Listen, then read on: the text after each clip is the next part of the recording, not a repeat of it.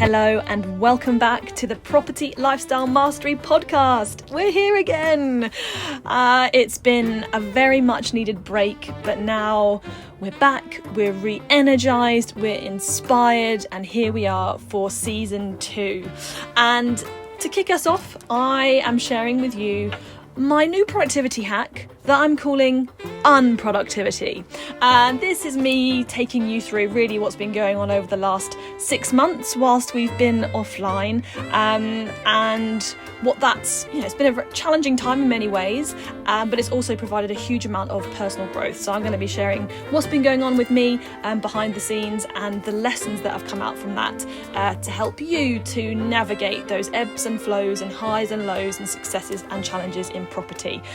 So it's great to be back with you. So without further ado, here's just me for the first episode of series 2 of the Property Lifestyle Mastery podcast.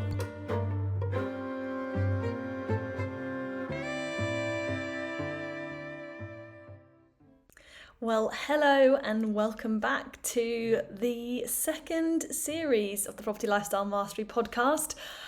I thought it felt quite fitting to start again with just a podcast with me, as that's how the last one ended, and it's been quite a journey actually since we finished off the last of the first season before starting off the second one, and it's been a huge amount of lessons and learning. So I guess I wanted to fill in some of the gaps and a bit of context about what's been going on between last season and this season, because there's been a huge amount of personal development and growth for me off the back of the last one, which I think would always be nice to share. So I wanted to talk today about unproductivity. I think we talk about a lot of about being productive and getting loads of stuff done, but since we decided to, I decided to put a pause to the end of the first series of this podcast, it's been a huge amount of reflection about what it means to really take time for yourself. And I think it was great because we finished off the last series with an episode with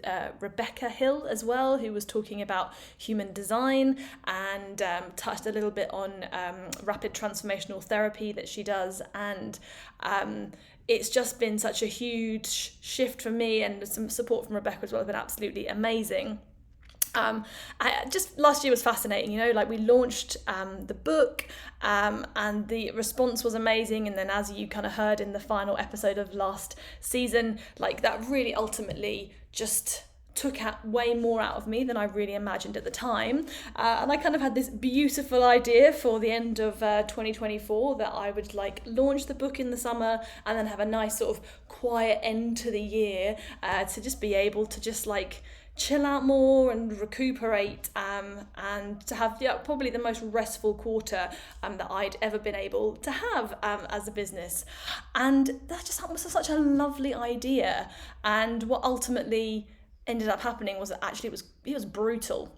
I did have a really very restful final quarter to the year last year, but actually that brought up so much stuff for me to have to process, which I really didn't expect. So whilst this idea of rest was just this wonderful, lovely final part of the year, traveling around Greece in the motorhome and just having loads of time to swim and chill, that was the reality. But actually what that made me confront within myself was actually surprisingly difficult. And I think for me, I've always been a very I'm a very driven person. I've always done a lot of stuff.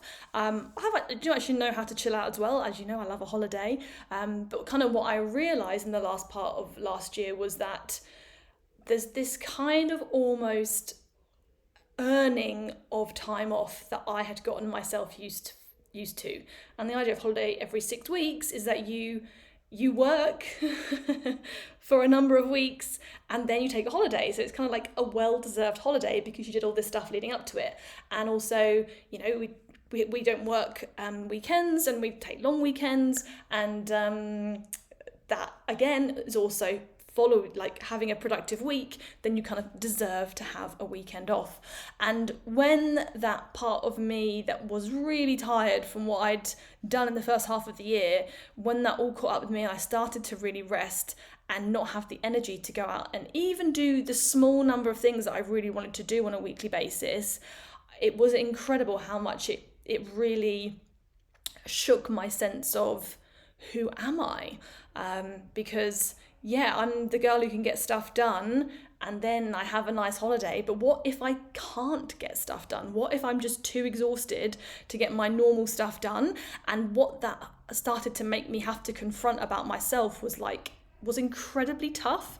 Now, obviously, this has been a really good thing for me, and it was exactly what I needed, because this is where I want to head in my life, is to have much more ease and flow between doing and not doing, and to allow the inspiration to come through and to take action, but then also to not, and for that to be much more fluid. Like, it's been incredibly structured really for me up until this point, but I'm realizing for me to really perform at my best, it isn't so structured, and so it's starting to like allow those structured ways to like break down in a large way. But then when those structures break down and that balance between the doing and the not doing isn't what I was subconsciously feeling was good enough, it was really, really tough. And I battled a lot with like feeling like good enough to have a break. And then what, we obviously support a lot of people, like I mentor people, I have a team, there's people in my life that I have still feel a good chunk of responsibility towards. What happens when you can't do the stuff that they need you to do? And it really shook me quite deeply, and made me confront parts of myself that were very tough. And I guess, like, let me be more specific, like, what did that look like? It looked like me just not having the motivation to do something, like not wanting, even after a long weekend, not having the energy to like throw myself into work and into the doing in the way that I do normally can and actually do get satisfaction from. And so that was feeling unmotivated, feeling incredibly tired, like wanting to sleep longer, not being able to really work past like 3 or 4 in the afternoon, like just feeling really tired, really uninspired. But it was really good, because I think in the past, because I think most of us have gone through times in our lives and we have those kind of feelings that might be triggered by something that's not writing your own book, but it's triggered by something. And just then how you feel in those moments. It was really good, because in the past, when I have been feeling kind of this way, like maybe like a bit demotivated or a bit tired, I would look into it a lot. So rather than just being able to say, I'm just tired and it's all right to be tired, let's just have a rest and just allow this phase to just do what it's got to do, I, in the past, would read into it a lot. I'd be like, oh, well, I shouldn't be doing that thing anymore. Like, maybe this isn't the business I should be building. Maybe I don't like property. Like, all these things that I would then try to rationalize what in the outside world was making me feel that way. And then I would want to try and change what we were doing. And it was interesting this time to look at the reaction to how I was feeling from, I guess, like more of a distance, like not letting my mind get involved to go, oh, you feel tired, you're exhausted, you're unmotivated, you don't want to do anything, rather than going, so this means I shouldn't do that anymore. I was just able to go, you know what, this is just how I feel right now. Let's just try and sit with this and watch it and allow it to just go through its motions. And I think the hard thing is that when you feel like that, you kind of feel like you're never not going to feel like that. Like, you kind of think somehow this version of you that could be motivated and inspired and want to do stuff, like you kind of feel like that person's gone forever. And I think I mostly trusted, maybe 90% trusted, that person, that part of me was going to come forward again, but I just had to allow that process to happen. And not rush it, not judge it, and not look into it. And so whilst it was like definitely not some sort of like beautiful, restful, like calm watching it all happen, like it was tough and it was challenging and it was upsetting at times, but I didn't let my mind get involved and try to post-rationalize all of it. Instead, I just started to go, you know what, like, I just need to actually focus on prioritizing myself and rest because I'm clearly tired. Um, and that's okay. And then what then comes up is, oh, but I need to do stuff for people. And then the old version of me wants to get guilty because I haven't done stuff for people. And then that can just has in the past created a very big spiral for me. But instead this time, and I did some RTT, rapid transformational therapy with Rebecca, which really helped on this, because a lot of what I'm talking about here is basically the subconscious drivers that are going on underneath that I don't really have a choice to do something different. It's just like who I have always thought I was, and so therefore you just kind of follow that direction. And so I just started to have more of a choice to choose a different direction. So to say, I just need to tell people that I'm not able to get back to them this week, or to not get back to people, or to get back to people slower, and to accept that I've just got to be able to kind of set the boundaries and say, this is what I can do, and do that to the best of my abilities.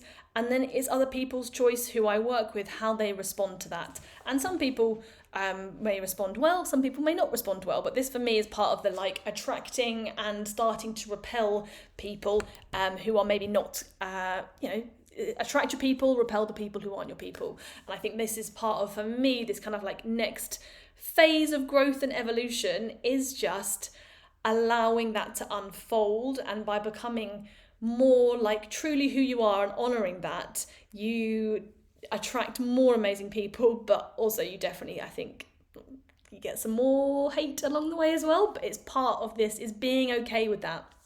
And for me, it was really incredible because what I was going through in the autumn last year, I wasn't doing the podcast, but I was still really sharing very openly with my my mentorship community, Dealmaker Accelerator. I was sharing very openly about the challenges I was going through, and whilst you guys didn't get any more Jackie crying podcasts, my community did get some kind of, I call them private podcasts of me just really bearing what was going on for me presently at that time, processing all of this stuff. And some of it felt really upsetting.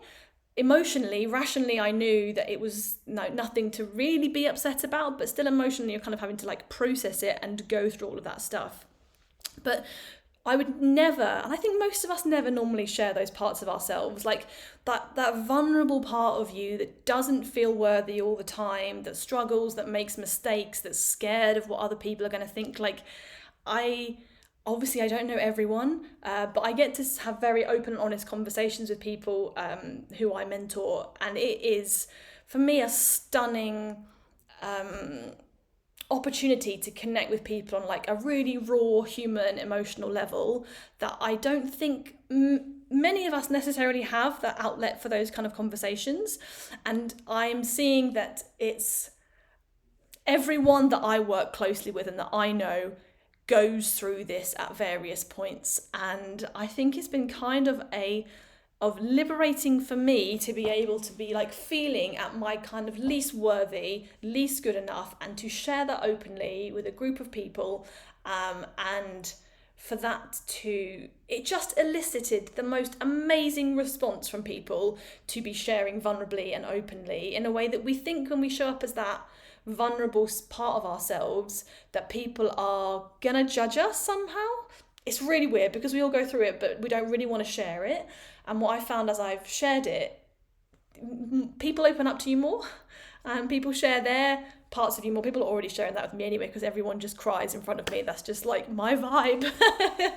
But it's just even more so, and even more people opening up in that direction. And it just creates this deep bond that is amazing. And for me to see what impact it had on others, for me to be able to be the most raw, vulnerable part of myself, show that those most vulnerable parts of me, was one of the most amazing things that I've ever done. Maybe I might even say it's better than the actual book, to put out a podcast to people who you're mentoring, who in the past I would never have showed that side of me to people that I was mentoring. I was like, I should be professional, I should have all my shit together, like that's who I should be, like I shouldn't be going through stuff as a mentor.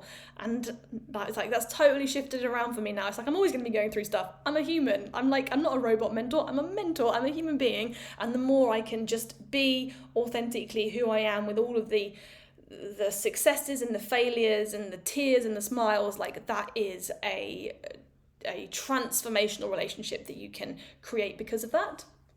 And so to be able to be open in that way, I could never have comprehended how much of an impact me sending like a 10, 15, 20 minute voice note in that moment of not feeling good enough to people who I am the leader of that community, and for that to be so well received, and to inspire others to approach things a little differently in their lives.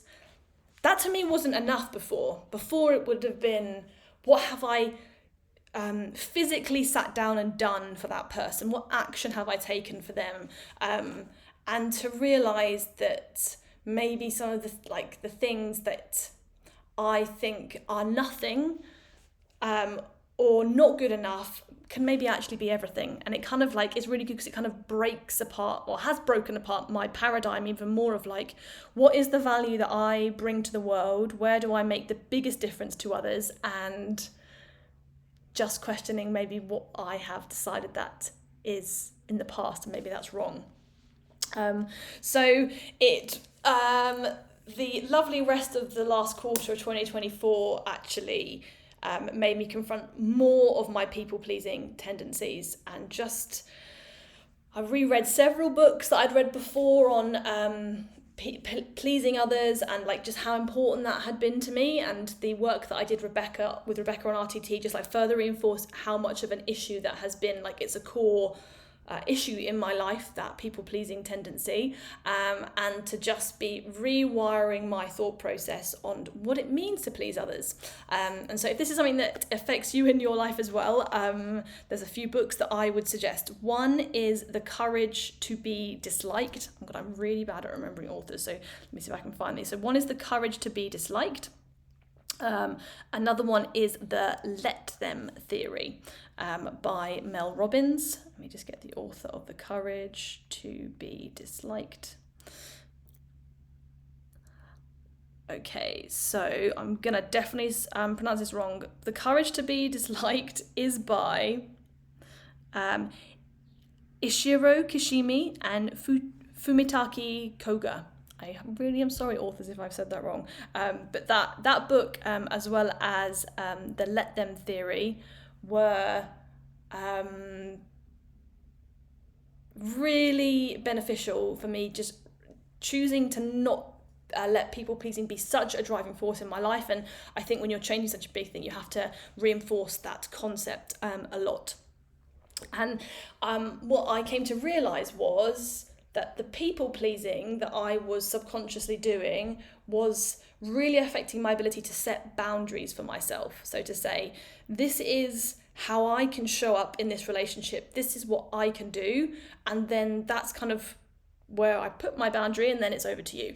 I didn't really understand that's what boundaries were before. Like, you kind of hear about them a lot, and I guess for me, boundaries had kind of looked a lot more like practical, like here's the times that I will work and that I will be available to respond, or here's when I'm on holiday and I will not be responding to you, like that, very practical things. But I guess those boundaries in terms of just like how I would show up and what things I do and don't do, whether that's for a team member or a friend or someone that I'm mentoring, like here's what I can bring to this relationship, here's what I can do, and then it's up to the other person to see how they respond to that. And then between those two things, you find, between you and the other person, there's the space for a connection that works well between the two of you, or there isn't, and there's no judgment either way of what that ultimately looks like. And I guess that's part of the realization for me as well, is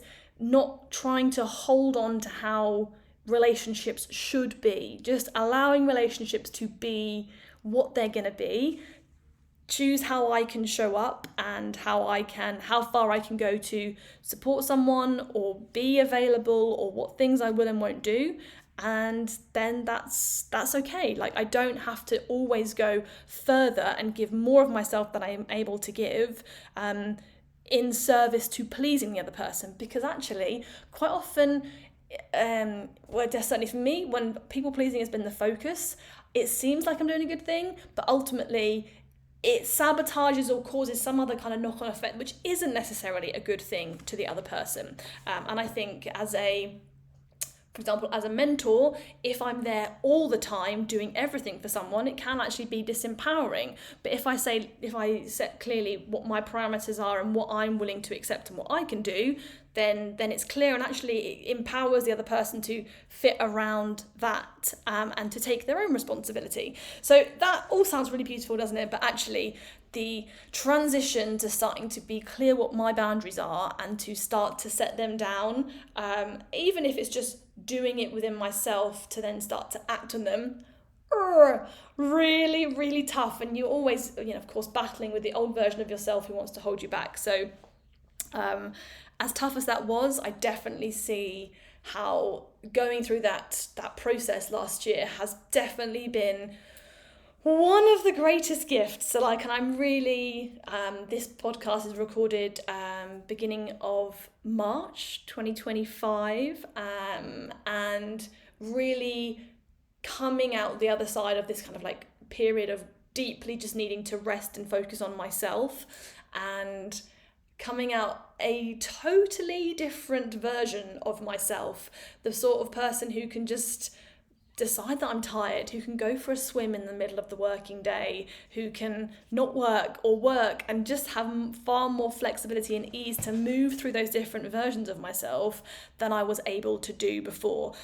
So as tough as it was, and as much as it was a bit of a crisis of like who I am, and I'm sure it'll be definitely the last, many more of those to come, as everything that I'm seeing, when it's like something that is challenging and feels a bit painful, like to not more and more not run from it, but just to lean into it and just see like, what can I learn without pushing it away, to just embrace the toughness and the pain of that situation, and just allow it to go through what it's going to go through, because we always think how we feel now is how we're always going to feel, but that's just like, it's not life. Like, life has its highs and lows, and I think I'm definitely a very emotional human. That's why so many people cry to me on sessions.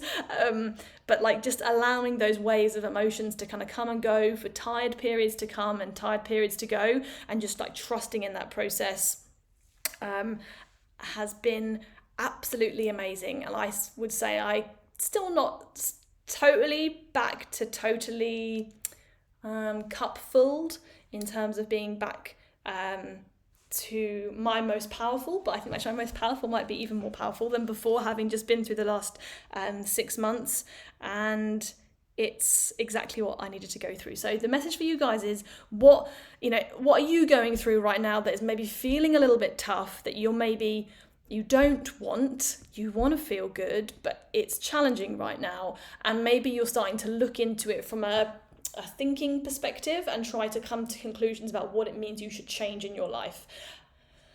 Let me just go into that a little bit more, because I think if you can shift that approach, life has a lot more like peace and calm to it, and that is just a way better place to be making decisions from. So let me zone into that again. So normally when we don't feel good, we normally think we don't feel good because something is happening in life. We got a down valuation, that builder has gone over budget and over schedule, that team members let us down, whatever it may be. Something's happened in our life, and if quite a few that's happened all at once, it becomes very overwhelming. But like, I feel bad because this stuff is happening in life, because our brain's trying to make sense of what's going on in the world, and it looks at this stuff that's happening to you, it looks at how you feel, and it draws conclusions and says, therefore, this is the stuff we should change next. We shouldn't work with that builder. We should fire that team member. We should never work with that bank again. Whatever it may be. So our brain draws these conclusions, and then we start to work towards the next thing that we think will make life better.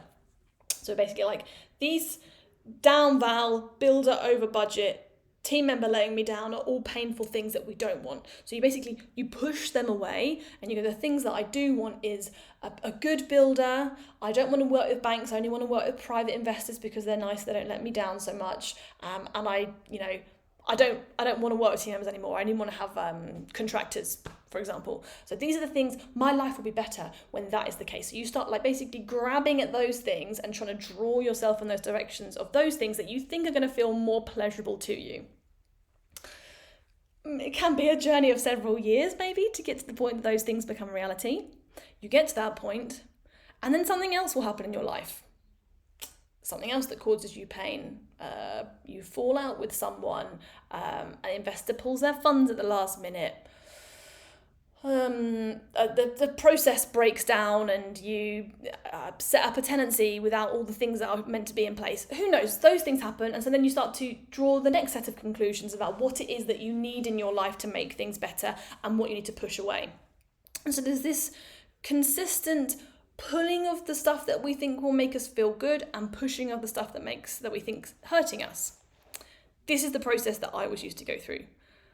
I've come to realise, and Dom, as you know, is the big catalyst for this change in approach, but also I think when you have kind of been through that cycle quite a few times, plus you've also sat in the place where there is actually nothing bad that you can blame, and you realise you still have these feelings in a small degree, that actually the paradigm needs to change entirely. In my tough final part of 2024, that is when I'm saying I feel uncomfortable, and I could have said I feel uncomfortable because I launched a book. I'm never going to write a book again. Those are the sort of conclusions that could be drawn. But actually, the book is just that thing that happened to be there when I extended myself too far, and then it made me tired, which then made me feel unmotivated, and then it's really nothing to do with what's happening in the world, it's to do with my relationship to those things. So this time, rather than trying to draw conclusions about what the problem is in the world, I said, what is the problem with me? What is my problem with how I am relating to these things in the world that is causing me discomfort? And what happens if I don't run from this discomfort, but truly embrace it to see what lessons there are? And for me, by truly embracing that discomfort of feeling tired, feeling unworthy, not being productive, what that helped me to see about myself was that I'm less now, but still, of course, on the journey, still very much attached to my output that I do from a business work perspective to get my value in the world, which was a great thing to realise, because I think I'd come a long way, but there's still a long way to go. And it helped me to see that this was to do with, for me, when I'm going through this process, for me, meditation is a really important tool to be able to process it. It just allows me to just sit down and confront whatever the tough sensation is that's presenting itself, and allow it to have its space, have its time. And as I'm going through that process in meditation, sitting with these uncomfortable sensations that are coming up, loads of memories come up, just random memories from the past. And I try not to look into it too much, but I just see it as a reminder that what is going on now is actually was formed many years prior. When I was a kid and I reacted in a certain way to something, and I struggled to process the intensity of the emotion at that time, I did what we do as humans, and I pushed it away as a kid, not knowing what I was doing. And therefore, when my mum left me at school and I didn't want to be left at school and I felt like I was being abandoned, that was a terrifying feeling, which I couldn't process as a child. So I pushed it down, but ultimately that then created a whole story that's still playing out subconsciously. And to just become aware that my reaction to how I'm feeling right now is actually something that was, a reaction to something from decades before that's now driving my life. And if I can allow that trapped emotion to move, that for me is when I then start to find a lot more space, and that sort of intensity of emotion then starts to move. And as that intensity of that emotion starts to move, you feel different, and therefore you look at the external world, which maybe felt really bad before because the builder was over budget, or that you had a down val, and you realise actually that's just stuff happening. Like, there doesn't need to be an emotional response to that. So if there is, allow me to see that down val as an opportunity to feel the intensity of the negative emotion that comes up, to allow it to move, to allow it to go, and then to ultimately carry on with life, not make any drastic changes as to what has to be different, because actually nothing has to be different. Like, everything is all good, like right now as it currently is, whether you feel painful or happy or whatever it may be, just trust in that process. So what are you maybe not feeling so great about at the moment? What's making you feel uncomfortable? What are you maybe trying to blame it on? And how could you maybe reframe the situation to say, how am I feeling that's not making me feel so good? And if I can focus on that and allowing that emotion to move, how do I then start to feel differently about the situation and what's going on? And it might take time, because as I'm saying here, like, it's been like a six months of like just feeling not like on my same normal energetic form, but just being like, that's okay, that's like where I am, that's just what I've got to go through, allow that process to just unfold, and then see what happens next without trying to reach for what's going to happen next. Just like keep on doing what I'm doing to the best of my ability and seeing what unfolds next. And that for me is like a next level of freedom, really, because if I truly have the choice to work or not work and feel okay, that's freedom. If I truly have the choice to have someone like me or dislike me, that's okay as well.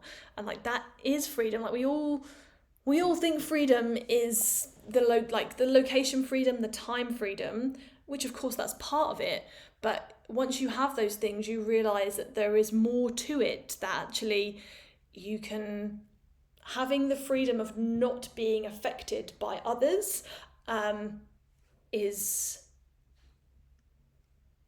that's like a deeper level of freedom that, I'm still on that path. I don't know if you ever really get to the end of that one. It just gets calmer and clearer, I suppose. And that's, for me, that book that I mentioned earlier, The Let Them Theory by Mel Robbins.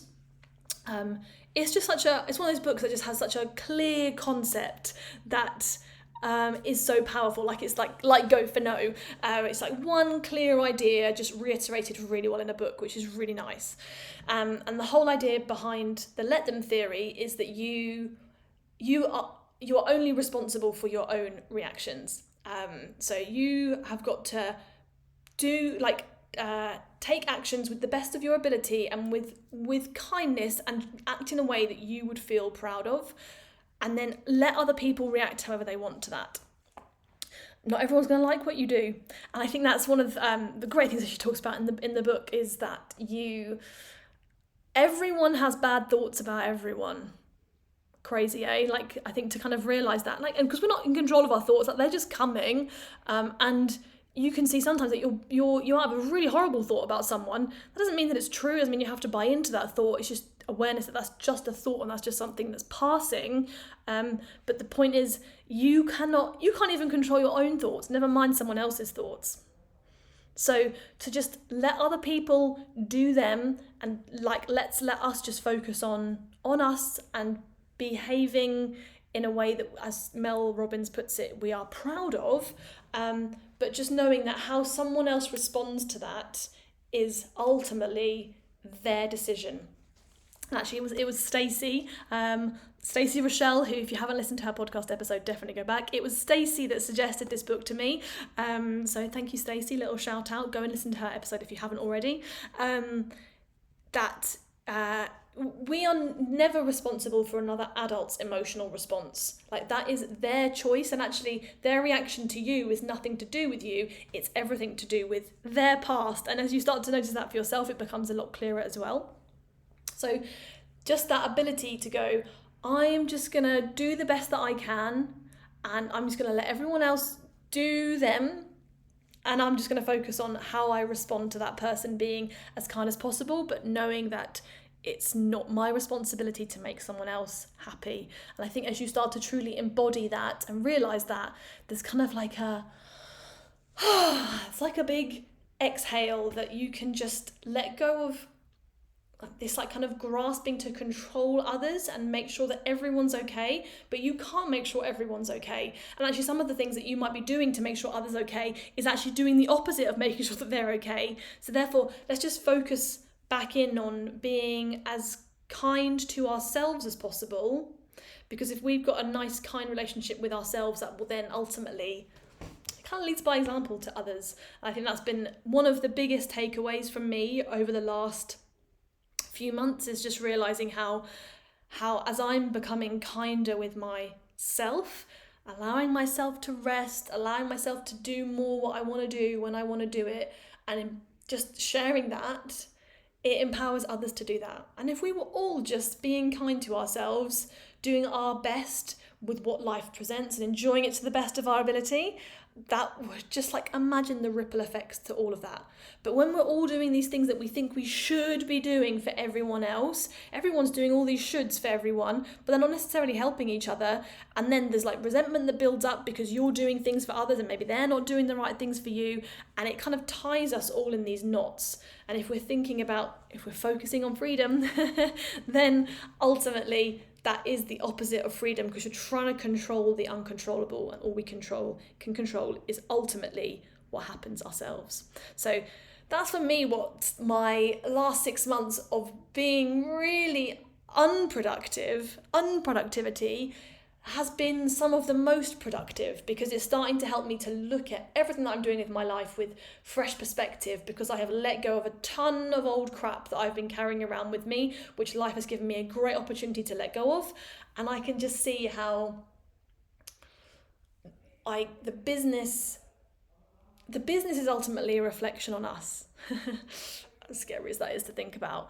And I think it's Jim Collins that talks about what got us here won't get us there. And I can see how at various different points, the business is a reflection on me. The where I was in my growth and evolution took the business to a point, and then it capped it. And I can see now, having had to confront what's come up over the last 6 months, I've let go of a lot of concerns about how others view me and think about me, which was still massively holding me back. And now I can see that, like, almost like the next phase of business just is feeling like a lot clearer and easier, which before I guess I kind of felt like we were getting to a little bit of a limit. So the lesson is, be as grateful as you can for the challenges that come in, for the things that feel tough, and use it as that fuel to explore your inner world and your reaction to things, and don't grasp to change things too much in your external world. And where that ultimately moves you to, and where that will ultimately move your investing to and your life to, is for me part of that great journey. So super excited to be back here again with the podcast. We've got some amazing episodes already recorded and in the bank for you to be releasing over the coming weeks, with some amazing inspiring guests, some great conversations between myself, Dom and Dave, and really that blend of property investing mixed in with like mindset, personal development, that I think seems to go down so well. And it was also so lovely to hear that the podcast was missed. I had a lot of messages saying, when's the next podcast coming out? And I think that is good for us too, right? Because I think if something's always there, we can kind of somehow take it for granted, and it's sometimes we've got to take things away to just realize what it is that we've got.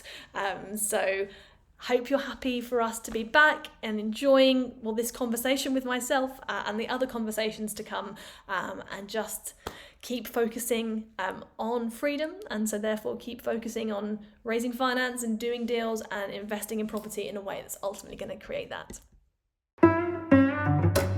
Wow, there we go. Episode 1 done. Very weird talking to yourself doing a podcast. Definitely can't get used to that one still. If you enjoyed this episode, make sure that you have hit subscribe on whatever podcast platform you like to listen to make sure that you are alerted to when our next episode goes live every Friday. And this time next week, you are going to be joined by Dave and Dom. And Dave's going to be talking about his biggest lessons from the last 12 months. A lot of learnings about working with people, when to let go, and of course some big mindset shifts, as there always are with us guys as well. So some really amazing stuff coming up next week for you. If you're not already connected with me on social media, please do, particularly on Facebook and LinkedIn. Search me up, I'm Jackie Tomes, and otherwise have a great week ahead. Be kind to yourselves, and we'll see you this time next week.